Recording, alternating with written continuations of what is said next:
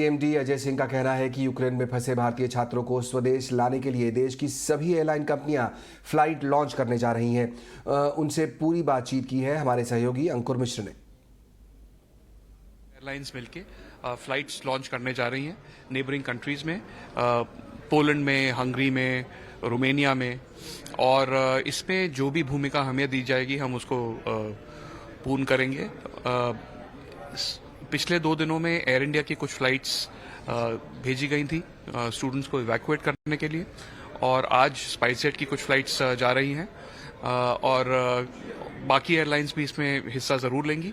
और जितनी भी आवश्यकता होगी भारत सरकार की, जितने भी स्टूडेंट्स को वापस लाना होगा वो हम सब लोग मिलकर वापस लाएंगे। ये लगभग कितनी फ्लाइट्स होंगी शुरुआत में जो आप ऑपरेट करना चाहेंगे? और सबसे बड़ा सवाल ये कि अब चूंकि प्राइवेट एयरलाइंस भी इस रेस्क्यू ऑपरेशन में आ रही हैं, तो क्या वो कोई फेयर्स, कोई किराया भी चार्ज करेंगे? अभी तक किराए की तो कोई बात हुई नहीं है। कल तक जो हमारी चर्चा हुई थी, इस समय प्रायोरिटी है कि स्टूडेंट्स को वापस लाया जाए। उसके कुछ चार्जेस या कॉस्ट जो होगी वो भारत सरकार बेयर करेगी या कैसे करेगी, इसकी अभी बहुत कोई चर्चा नहीं हुई है। सबसे पहले प्रायोरिटी है कि स्टूडेंट्स को वापस लाया जाए और फिर हम ये सब चर्चा करेंगे।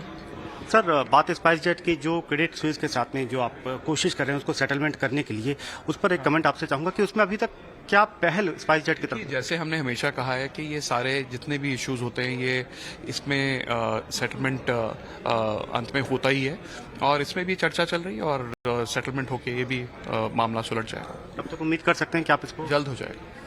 एक आखिरी सवाल सर, कि आप लगातार जिस तरीके का एक्सपेंशन प्लान देख रहे हैं, सरकार की भी कोशिश है कि रेगुलर इंटरनेशनल पैसेंजर फ्लाइट्स को उसको शुरुआत की जाए समय शेड्यूल में, ये माना जा रहा है कि करेगी सरकार। तो इसमें किस तरीके से आप एक्सपेंड करना चाहेंगे? क्या आप कुछ नए एयरक्राफ्ट शामिल करना चाहेंगे? कई कुछ नए रूट्स आप देख रहे हैं?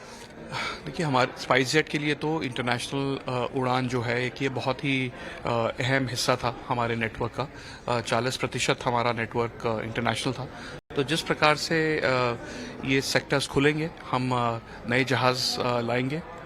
वैसे ही इस वर्ष में स्पाइसजेट 15 से 20 नए जहाज इंडक्ट करने जा रहा है, तो उन जहाज़ों को काफ़ी बड़े तौर से इंटरनेशनल सेक्टर्स में लगाया जाएगा। आखिरी में सर, स्पाइसजेट का जो कार्गो डिवीजन है उसकी इवैल्यूएशन तगड़ी हुई थी, काफी उसको लेकर के ना एक बज़ क्रिएट हुआ था। उसमें हम कितना आगे बढ़ पाए हैं उसकी लिस्टिंग? देखिए, उसकी लिस्टिंग तो समय से होगी। कुछ सेबी के कुछ नॉर्म्स हैं, उनको पूरा किया जाएगा। सबसे पहले वो जो स्लम्प सेल का कार्यक्रम था जिसमें हम उस कंपनी को अलग कर रहे थे, वो हमें लगता है अगले कुछ हफ्तों में पूरा हो जाएगा, और तेजी से फिर गाड़ी आगे बढ़ेगी।